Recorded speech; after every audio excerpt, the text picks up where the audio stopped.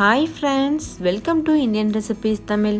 நம்ம இன்றைக்கி ரொம்ப டேஸ்டியான ஒரு பிரேக்ஃபாஸ்ட் ரெசிபி பார்க்க போகிறோம். எப்போதுமே இட்லி, தோசை, சப்பாத்தின்னு சாப்பிட்டு போர் அடிச்சிருக்கோம். ஸோ என்றைக்காவது ஒரு நாள் இது போல் டிஃப்ரெண்ட்டாக செஞ்சிங்கன்னா ரொம்ப இஷ்டப்பட்டு கேட்டு வாங்கி சாப்பிடுவாங்க, ரொம்ப என்ஜாய் பண்ணி சாப்பிடுவாங்க. ரொம்பவே டேஸ்ட்டாகவும் இருக்கும். அதே சமயம் செய்கிறதுக்கு ரொம்ப ரொம்ப ஈஸி. வீட்டில் இருக்கக்கூடிய குறைவான பொருட்கள் வச்சு பண்ணியிருக்கிறோம். கூடவே இதில் நிறைய காய்கறிகள் சேர்த்துருக்கிறதுனால இது ரொம்ப ஹெல்த்தியான ரெசிபியும் கூட. இது நீங்கள் பிரேக்ஃபாஸ்ட்டாக சாப்பிட்லாம், இல்லை ஈவினிங் டீ டைம் ஸ்நாக்காக கூட எடுத்துக்கிறலாம். ரொம்பவே அட்டகாசமான சுவையோடு இருக்கும். ஸோ வாங்க ஃப்ரெண்ட்ஸ், வீடியோக்குள்ளே போய் இந்த ரெசிபி எப்படி செய்கிறதுன்னு பார்க்கலாம். வீடியோக்குள்ளே போகிறதுக்கு முன்னாடி உங்கள் எல்லாருக்கிட்டையும் ஒரு அன்பான ரெக்வஸ்ட் இருக்குது. நம்ம சேனல் இந்தியன் ரெசிபீஸ் தமிழை ஃபஸ்ட் டைம் பார்க்குற நண்பர்கள் இந்த வீடியோவுக்கு கீழே இருக்க ரெட் கலர் சப்ஸ்கிரைப் பட்டனை கிளிக் பண்ணி சப்ஸ்கிரைப் பண்ணிவிட்டு கூடவே இருக்க பெல் சிம்பலையும் கிளிக் பண்ணிவிட்டு ஆல் என்ற ஆப்ஷனையும் கிளிக் பண்ணிக்கோங்க. அப்போ நான் தினம் அப்லோட் பண்ணுற புது வீடியோஸை நீங்கள் மிஸ் பண்ணாமல் பார்க்க முடியும். ஸோ வாங்க ஃப்ரெண்ட்ஸ், வீடியோக்குள்ளே போகலாம். ஃபஸ்ட்டு இந்த ரெசிபி பண்ணுறதுக்கு ஒரு சின்ன பவுல் எடுத்துக்கோங்க. அதில் 1 கப் அளவு அவல் சேர்த்துக்கோங்க.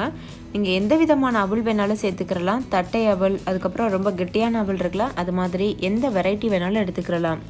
எடுத்துகிட்டு இது போல் நல்லா தண்ணி வச்சு 2லேருந்து 3 வாட்டி நல்லா வாஷ் பண்ணிக்கோங்க.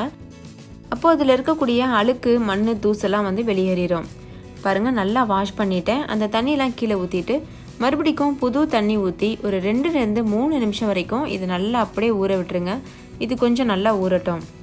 இன்னொரு பக்கம் ஒரு 5 சின்ன சைஸ் உருளைக்கிழங்கு எடுத்து நல்லா வேக வச்சுட்டு இது போல் தோல் உரித்து எடுத்து வச்சுக்கோங்க. நான் குக்கரில் போட்டு ஒரு 3 விசில் விட்டு வேக வச்சு வச்சுருக்கேன். இது நல்லா ஆறுனதுக்கப்புறமா இது போல் நல்லா ஒரு மேஷர் இல்லைனா நீங்கள் கைட்டே கூட நல்லா மசிச்சு விடலாம். கொஞ்சம் கூட கட்டி இல்லாத மாதிரி நல்லா மசிச்சு எடுத்துக்கிறணும். நீங்கள் இதை ப்ரிப்பேர் பண்ணும்போது இந்த உருளைக்கிழங்கு ரொம்ப சூடாக இருக்கக்கூடாது, கண்டிப்பாக சூடாக இருக்கக்கூடாது. சூடாக இருந்ததுன்னா ரெசிபி செய்யும்போது ரொம்ப பிசுப்பாக இருக்கும். அதுவே நல்லா ஆறி இருந்ததுன்னா இது போல் நல்லா ட்ரையாக இருக்கும். அதுக்காக இப்போ இது நல்லா மசித்ததுக்கப்புறமா ஒரு 1/4 கப் அளவுக்கு பொடியாக நறுக்கின கேரட் சேர்த்துக்கோங்க. நீங்கள் கேரட்டுக்கு பதிலாக வேறு ஏதாவது வெஜிடபிள் கூட சேர்க்கலாம். குடமிளகா, பட்டாணி, இது போல் சீக்கிரம் வேகக்கூடிய வெஜிடபிள்ஸ் நீங்கள் சேர்த்துக்கிறலாம். ஸோ அது உங்களுடைய விருப்பத்திற்கேற்ப நீங்கள் சேர்த்துக்கிறலாம். இதுக்கப்புறமா ஒரு 1/4 கப் அளவுக்கு வெங்காயம், ஒரு சின்ன சைஸ் வெங்காயத்தை எடுத்து நல்ல பொடியாக நறுக்கிட்டு அதையும் சேர்த்துக்கோங்க. இது கூடவே ஒரு 2 ஸ்பூன் அளவுக்கு கார்ன் சின்னதாக உரிச்சிட்டு அதை சேர்த்துக்கோங்க. இது முற்றிலும் ஆப்ஷனல், உங்கள்கிட்ட கைவசம் இருந்தால் மட்டும் சேர்த்துக்கோங்க. என்கிட்ட தற்போதைக்கு இருந்துச்சு, அதனால் இது கூட நான் சேர்த்துருக்கேன். இதுக்கப்புறமா இதில் 1 டேபிள் ஸ்பூன் அளவு இஞ்சி பூண்டு விழுது சேர்த்துக்கோங்க. ஃப்ரெஷ்ஷாக அரைச்ச இஞ்சி பூண்டு விழுது. இதெல்லாம் சேர்க்குற டைமில் நம்மளோட அவல் நல்லாவே ஊறி இருக்கும். இப்போ தண்ணியெல்லாம் நல்லா புழிஞ்சிட்டு இது போல் இந்த உருளைக்கிழங்கோட சேர்த்துருங்க. கொஞ்சம் கூட அவலில் தண்ணி இருக்கக்கூடாது, அந்த மாதிரி பார்த்து நல்லா இறுக்கமாக புழிஞ்சிட்டு அதை சேர்த்துக்கோங்க. அவலில் நல்லா சேர்த்ததுக்கப்புறமா 1 டீஸ்பூன் அளவுக்கு உப்பு சேர்த்துக்கோங்க. கூடவே 1 டேபிள் ஸ்பூன் அளவுக்கு சில்லி ஃப்ளேக்ஸ் சேர்த்துக்கோங்க. நீங்கள் சில்லி ஃப்ளேக்ஸுக்கு பதிலாக சில்லி பவுடர் கூட சேர்த்துக்கலாம், அதாவது தனி மிளகாய் தூள் கூட சேர்த்துக்கிறலாம்.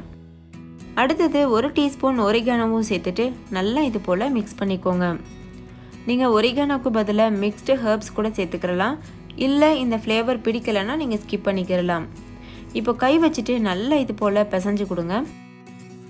நம்ம சப்பாத்தி மாவுக்கு மாவு பிசைவோம்ல, அது போல் பிசைஞ்சிட்டு இதில் ஒரு 2 டேபிள் ஸ்பூன் அளவு டொமேட்டோ கெச்சப்பும் சேர்த்துட்டு மறுபடிக்கும் நல்லா பிசைஞ்சு கொடுங்க. இதில் கொஞ்சம் கூட தண்ணி சேர்க்கவே கூடாது, தண்ணி சேர்க்காமல் அப்படியே பிசையணும். பிசைஞ்சதுக்கப்புறமா கையில் கொஞ்சம் போல் நெய் தடவிட்டு இதை சின்ன சின்ன உருண்டைகளாக உருட்டி ஒரு டிக்கி ஷேப் நம்ம கொடுக்க போகிறோம்.